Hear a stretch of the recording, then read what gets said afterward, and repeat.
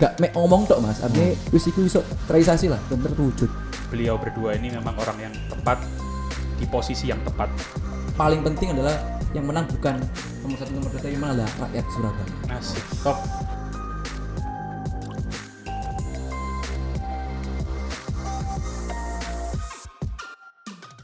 Pertanyaan saya tapi belum ada yang menjawab nih.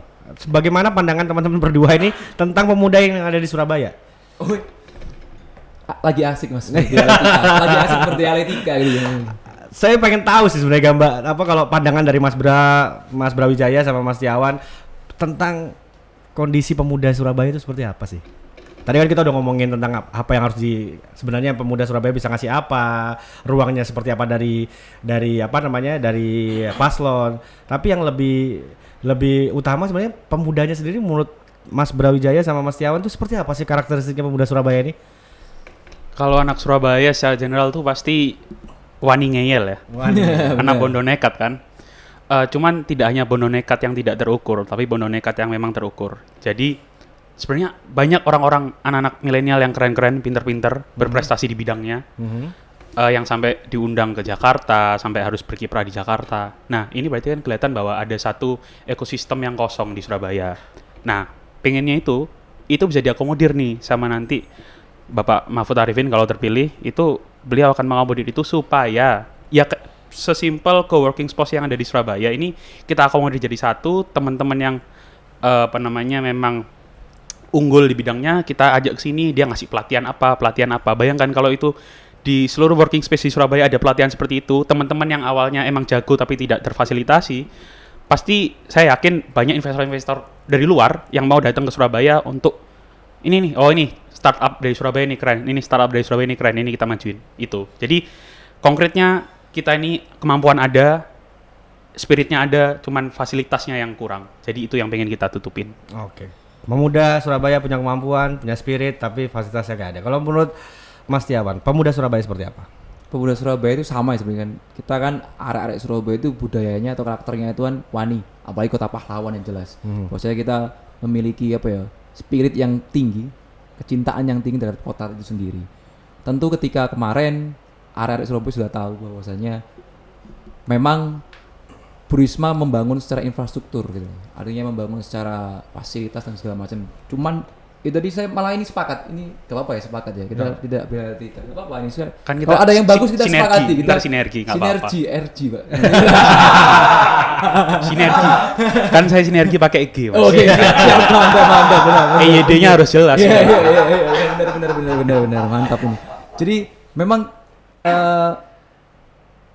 anak-anak muda yang punya kapasitas, punya keahlian yang bagus, itu tadi harus pulang ke Surabaya. Harus bagaimana dia juga kemudian melakukan mentoring, melakukan coaching terhadap teman-teman Karakteristik muda pemuda yang Surabaya, lainnya. aku tanya. Karakteristik pemuda Surabaya itu kan tadi udah dari Mas. Mau smile, Mas ngeyel, mau smile wani, ikut smile opo ono bloko suto, terang-terangan belak-belakan. Iku karakter Surabaya, Mas. Cuman kenapa akhirnya aku tanya seperti itu? Saya agak ini saya yang tidak bersepakat dengan teman-teman berdua nih. Silakan. Gimana? Kan harus gini supaya terbangun ini. Iya. Karena saya melihat pemuda Surabaya itu satu, gengsinya tinggi. Ya, gengsinya tinggi, ego sektoral, terkotak-kotak, terus masih banyak yang suka sakse ya, tidak cakcek. Nah, dan itu malah buatku itu bukan jadi satu resource yang bagus sebenarnya. Gimana kalau buat teman-teman? Iya. Artinya gini, ketika nantinya pemerintah kota membuat fasilitas apapun, ketika makanya aku anak agak mudanya sedikit belum siap, iya. Nah, itu aku agak sedikit pesimis ketika dengan fasilitas yang ada. Kalau anak mudanya masih kayak gini nih. Iya, sudah semua fasilitasnya ada. Pak MA juga mau bikin ABC dan segala macam. Tadi kita juga bikin ABC dan segala macam. Tapi ketika anak mudanya sendiri mentalnya kemudian pada saat itu adalah tidak ingin kemudian meningkatkan kapasitasnya karena pengennya cuma hal-hal yang seperti tadi, kebiasaan-kebiasaan lama yang kemudian tidak kemudian diubah. Artinya kan butuh kemudian pendampingan lagi bahwasanya anak muda ini harus kemudian lebih siap lagi untuk menerima apa yang menjadi program-program dari pemerintah siapapun nanti. Jadi artinya kita dorong bahwasanya perubahan sikap itu dari hal yang sederhana, Mas. Justru itu yang saya belum dengar dari TMP maupun Gema. Makanya saya pertanyaan saya pertama tadi, ku clear. Apa sih yang mau dikasih pemuda? Nah, itu saya belum lihat nih dari keduanya. Jujur, saya belum melihat dari keduanya karena kita harusnya karena teman-teman merepresentasikan pemuda, Anda Mas Brawijaya juga merepresentasikan pemuda, seharusnya bagaimana caranya membangun pemuda ini dulu gitu. Baru kita ngomongin fasilitas, baru kita ngomongin ekosistem, baru kita ngomongin support dari pemerintah. Nah, apa yang akan Gema lakukan atau TMP lakukan untuk mempersiapkan pemuda siap mendapatkan semua support, semua fasilitas yang akan diberikan oleh masing-masing calon? Jadi gini, kalau dari kami yang paling sederhana kita akan melakukan pendekatan dari komunitas-komunitas tadi itu. Karena kalau Mas bilang tadi bahwa ada yang acu tak acu atau merasa gengsi, itu semua menurut saya hal yang wajar ketika mereka tidak ada support system, tidak ada tempat wadah untuk mereka berkreasi. Dan itu pasti tantangan pertama. Harapannya nanti ketika Bapak paslon maju ini terpilih, kita akan kumpulin nih teman-teman komunitas olahraga di Surabaya, semua kita kumpulin. Kita bikin kumpulin itu untuk bersama-sama nih. Ayo lepasin egonya, kita bareng-bareng untuk Surabaya. Tapi pasti ada yang resisten untuk menolak itu ya sudah, berarti kamu nggak mau maju. Oke, kita sendiri yang maju. Berarti gini, itu berarti hanya bisa dilakukan kalau Pak MA jadi. Kalau Pak MA jadi itu tidak bisa kita lakukan. Itu kan Mas yang ngomong, saya nggak ngomong. Karena kalau misalnya nanti kalau sudah jadi kita akan rangkul. Nah, sekarang berarti belum masih merangkul itu masih ada sebuah pekerjaan berat tersendiri gitu. Iya dong, kalau kita sekarang Gema ini sudah mulai merangkul beberapa komunitas, tapi yang pasti kita memang karena kita ini gerakannya kan ya gerakan dari teman-teman untuk teman-teman sendiri kan. Jadi pasti ada keterbatasan. Nah, itu yang dari keterbatasan itu yang nanti kita pengen nih supaya kita punya posisi yang lebih kuat untuk bisa menggandeng teman-teman di Surabaya yang lain.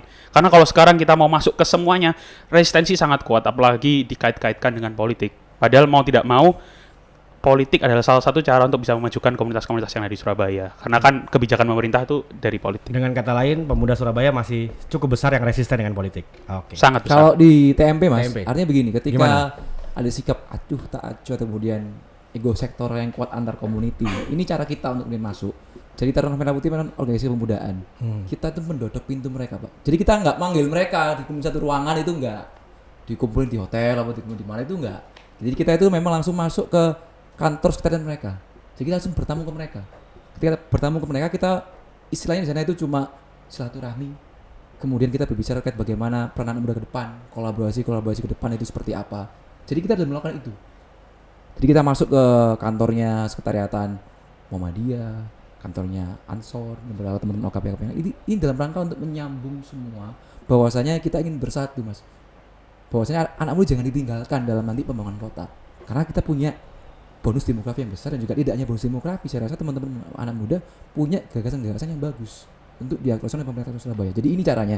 Kita yang ngalah. Kita yang kemudian kita turunkan ego kita dan masuk ke ruang-ruang mereka, masuk ke tempat-tempat mereka. Dan hasilnya positif sekali. Karena kita nggak membahas politik secara praktis, tapi kedatangan kesan jelas tahu kan kita pendukung siapa. Saya partai kan ini masih jelas aja. Artinya kita tegak lurus terhadap perintah partai, tapi ketika kita masuk kita juga tidak pernah ditolak. Karena niat kita adalah silaturahmi, dan niat kita adalah ingin bekerja sama menjadi mitra kerja pemerintah, juga mitra kritis pemerintah. Berarti pun di TMP masih hanya bisa sebatas silaturahmi saja hari ini. Untuk mengakomodir. Berarti juga nunggu harus menang juga. Tidak harus menang, Mas. Itu tetap kita akan lakukan. Tidak harus menang, itu yang kita lakukan. Apa yang akan dilakukan? Terus melakukan sebuah konsolidasi konstitusi untuk menjadi mitra kritis kerja pemerintah. Pertanyaannya adalah bagaimana terus yang dilakukan untuk mempersiapkan pemuda. Nah, untuk mempersiapkan pemuda itu tadi, jelas kita kan harus apa ya, Mas ya? Untuk kemudian kita di pertemuan pertama niat kita silaturahmi. Pertemuan kedua baru kita ngomong tentang bagaimana menyampaikan gagasan. Yang ketiga bagaimana gagasan itu dapat untuk teraktualisasi. Gak ngomong tok, Mas. Artinya wis terrealisasi lah, belum terwujud. Nah, artinya kita butuh sebuah kerja yang atau effort yang lebih untuk mengelola itu. Tentu kan Surabaya itu dengan berbagai macam karakteristik, berbagai macam background dari semua latar belakang yang dimiliki, tingkat pendidikannya, tingkat sosialnya, tentu semuanya punya cara masing-masing. Tidak bisa kemudian kita kebiah uya caranya sama. Komunitas A mintanya kayak gini, kita harus kayak gini, ngikutin. Nggak sifatnya semua, transaksional berarti ya? Sifatnya adalah kita opo karena arek itu mau sing enak ya opo ya adin ngikuti gitu. Nah, Jadi tetap Tidak ada transaksional Mas, jelas tidak ada transaksional karena kita memang bergerak memang dari hati dan niat kita hanya untuk membangun Surabaya gitu. Oke, kalau dari Gema harusnya lebih firm karena Gema tidak punya Ya. tidak punya sangkut pautkan kepartaian, harusnya mungkin bisa jauh lebih penetrasinya bisa jauh lebih clear sebenarnya. Seharusnya seperti itu, tapi kenyataan di lapangan teman-teman ini sangat resisten. Mungkin dari beberapa ada yang bisa, ada yang enggak. Nah, ini yang ya ini kita akui ya, ini wajar. Ini sampai kontestasi sampai 9 Desember. Ya. Tapi begitu begitu bawa menang, kita akan bergerak sebagai komunitas benar-benar nih. Ayo kita rangkul, kita masuk, kita nggak cuman door to door aja tadi. Kita sudah kumpulin mereka sarasean bareng, kita biasanya kumpul di coffee shop gitu, kita ngobrol. Biasanya sama ketuanya, kita ngobrol apa sih keluh kesahnya, PE-nya gimana, kita tampung.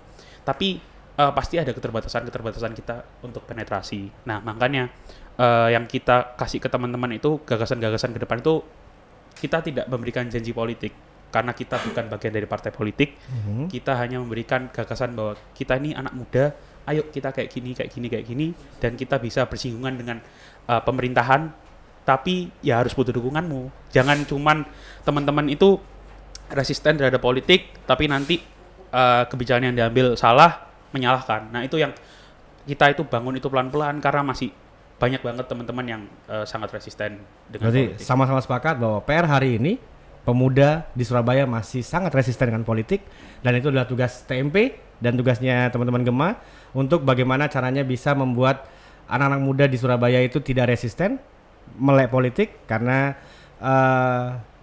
tadi yang saya juga kutip dari kata-kata Mas Brawijaya bahwa apapun yang dilakukan pemerintah yang akan datang nanti itu tidak lepas dari apa yang kita lakukan hari ini ya. Jadi jangan tuh ujuk-ujuk kritik padahal kalian nggak ikut konstelasi politiknya gitu kan. Nah, jadi sama-sama sepakat ya bahwa masih ada PR di situ. Nah, itu jadi tantangan terbesar. Cuman yang pengen aku angkat lagi, mungkin ini biar lebih calling down. Ini kayaknya udah mulai calling down gitu mau. mulai agak saya merasa agak ada gimana gitu ya. Jadi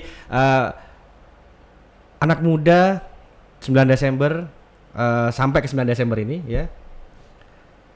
Bagaimana target dari masing-masing Gema targetnya akan seperti apa, TMP targetnya akan seperti apa untuk anak muda sampai di tanggal 9 Desember nanti. Mungkin dari Mas Brawijaya dulu. Oke, jadi harapan kami untuk nanti 9 Desember, setiap teman-teman yang nonton ini itu punya hak konstitusional. Ketika teman-teman punya KTP itu teman-teman bisa bawa ke TPS, teman-teman bisa dapat belangko untuk nyoblos. Dari teman-teman yang nyoblos tadi itu, nanti manfaat dampaknya buat teman-teman juga. Jadi jangan sekali mikir bahwa politik itu jelek, politik itu buruk. Kalau teman-teman cuma berada di rumah dan mengatakan itu utopis. Sampai nanti presiden ke-50 tetap akan seperti itu. Jadi harus ada satu langkah untuk masuk ke TPS, pilih yang terbaik, pilih yang bisa memajukan, pilih yang bisa next level kota Surabaya. Pak Setiawan? Bagi arek-arek nom Surabaya, anak muda Surabaya semuanya, tanggal 9 Desember adalah momen penting kita semuanya untuk memberikan sumbangsi terhadap pemerintah kota Surabaya, memberikan sumbangsi terhadap kota kita yang tercinta. Dengan suara anak muda diharapkan inilah bentuk konkret sumbangsi kita terhadap pemerintah kepada kota Surabaya. Anak muda itu kan tidak ada alasan untuk kemudian tidak cinta kotanya. Nah, mereka pasti kan hari ini tidak melek politik karena mereka belum tahu terkait paslonnya seperti apa. Mereka hanya seperti maka dari itu sebelum datang di 9 Desember, cermati dulu pasangan calon nomor 1 seperti apa, nomor 2 seperti apa. Pilih dari hati nurani, pilih dari bagaimana kalian bisa memikirkan bahwasanya ini yang baik bagi kota kita siapa. Jadi jangan memilih berdasarkan dapat apa nantinya dan kemudian mendapatkan apa pada hari itu, tapi pilihlah berdasarkan nanti ke depan kalian akan jadi seperti apa. Saya rasa itu. Oke. Pertanyaan terakhir, karena dua-duanya sudah ngomong tentang pilih dan cermati, ya. Siapa yang kalian pilih? Saya minta dari Mas Setiawan dulu untuk menilai dan mencermati calon dari Mas Brawijaya. Begitupun Mas Brawijaya melihat dan mencermati bagaimana pasangan calon dari Mas Setiawan. Monggo. Itu mana ini? Jadi wis calling down mau. Iya kan Ditabrak terus sih. Karena tadi kan sama-sama sampai tanggal 9 Desember anak muda ayo cermati pilihan kalian, Ya. pilih hati nurani dan kawan-kawan. Nah, saya tutup dengan masing-masing memberikan pandangan dan hasil cermatan, tapi bukan untuk pasangan calon sendiri karena dari tadi kan sudah itu. Sekarang tinggal dari Mas Tiawan ke pasangan Mahfud Arifin Mujiaman, dari Mas Brawijaya nanti Eri Cahyadi Armuji. Silakan. Ya. Pak Eri, Pak Armuji jelas punya pengalaman. Pak MA dan Oh, iya. Pak Mujiaman. Ini bridging Mas, nanti akan masuk ke situ. Langsung aja. Gitu. Pak MA, Pak Mahfud Arifin adalah seorang mantan Kapolda, tentu juga Pak Mahfud Arifin mempunyai pengalaman kepemimpinan dalam instansinya. Pak Mujiaman juga artinya di perusahaan juga kemudian mempunyai pengalaman dalam mengelola perusahaan. Saya rasa itu yang kemudian menjadi nilai tambah dari bagaimana seorang calon wali kota memiliki basic kepemimpinan. Dan yang kedua adalah untuk Mahfud Arifin Mujiaman ini memang mereka belum kemudian memiliki pengalaman di instansi kemudian yang itu adalah sifatnya kompleks karena pemerintah Kota Surabaya kan pemerintah yang kolektif kolegial, bagaimana tidak instruksif garis lurus, tidak kemudian atasan bawahan, tapi kemudian ini bisa kemudian semuanya bisa kemudian ditampung. Media pentaheliknya adalah pemerintah as a fasilitator, kemudian media adalah katalisatornya, community adalah kemudian yang kemudian menjadi subjek yang membantunya, dan juga pebisnis yang akan menjadi support dari semua pentahelik yang akan kemudian menjadi merangkai satu membangun kota bersama-sama. Jadi itu yang kemudian masih belum dimiliki untuk kemudian pengalaman dalam urusan mengkolaborasikan semua pentahelik yang kolektif kolegial dalam pemerintah Kota Surabaya. Oke, mantap. Silakan Mas Brawijaya. Walus aku masih gue mas ya. Halus Enggak aku. boleh monggo. Mas Brawijaya mau lebih kenceng lagi enggak ada masalah. Jangan kenceng-kenceng. Keren Bapak Eri dan Bapak Armuji ini sosok-sosok yang memang oke di Surabaya. Bapak Eri itu udah dari 2001 kan ikut Bu Risma. Ikut terus bersama Bu Risma. Pak Armuji dia juga rekam jejaknya di politik juga kuat. Cuman beliau berdua ini memang orang yang tepat di posisi yang tepat, di mana harus kita sadari bersama bahwa sosok yang tepat di suatu jabatan yang tepat itu harus memiliki kapabilitas, pengalaman memimpin suatu organisasi dan levelnya sudah nggak main-main. Kapolda, kalau kita bilang bahwa Mahfud Arifin itu Kapolda 3 kali, terakhir Kapolda Jatim, yang mana biasanya Kapolda Jatim itu dipromosikan untuk jadi Kapolri.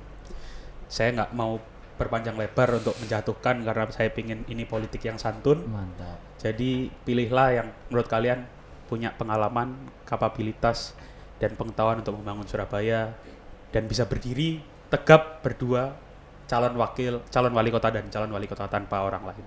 Sekian dari saya. Mantap. Thank you banget Mas Brawijaya, thank you Mas Tiawan obrolan hari ini. Closing statement nggak, Dek? Closing statement. Gak usah ya Mario. Sepertinya itu tadi udah bagian dari closing statement teman-teman semua. Mungkin ada closing statement, nggak apa-apa. Enggak, sudah bahwasanya ini menarik. Ini situasi yang bagus ketika kita debat pertama kemarin.